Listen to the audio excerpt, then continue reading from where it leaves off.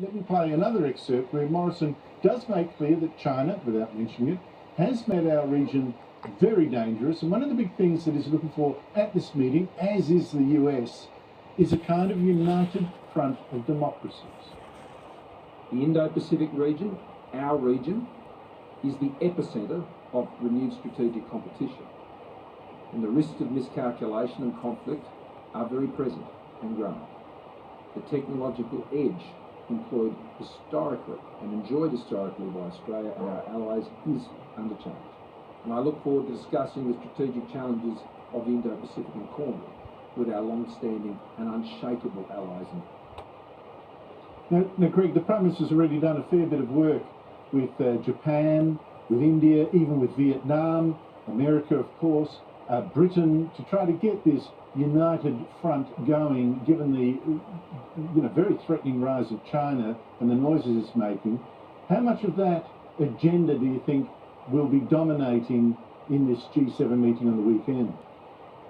Well, I think it's the issue of our time, Andrew. The pervading sense of crisis in the global system derives from only one cause, and that is that the world's second biggest economy and a burgeoning military power, China, has made a sustained and determined decision to flout global norms.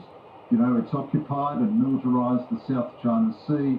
It engages in relentless cyber espionage. It kidnaps individuals that it wants to put on trial. It engages in shocking human rights persecutions within, and so on, a whole litany of things. This has caused the world to take a second look. Now, Morrison's advocacy has been very important, but the thing that has changed people's minds is China's behaviour. And so the Europeans have been very slow to the party, partly because they're preoccupied with Russia, partly because the Europeans are always very slow about anything. But Britain looked as though it was going to go down a China path on 5G and then changed its mind and embraced a policy that is the same as Australia's policy.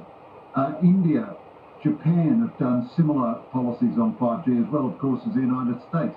So the democracies are not generally a model of courage, but they recognise that this is a very perilous time.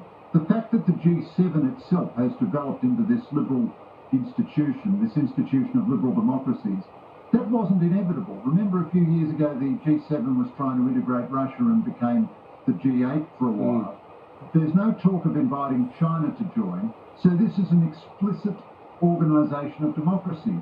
Well, hallelujah, that's a good thing. Democracies should be proud of being democracies.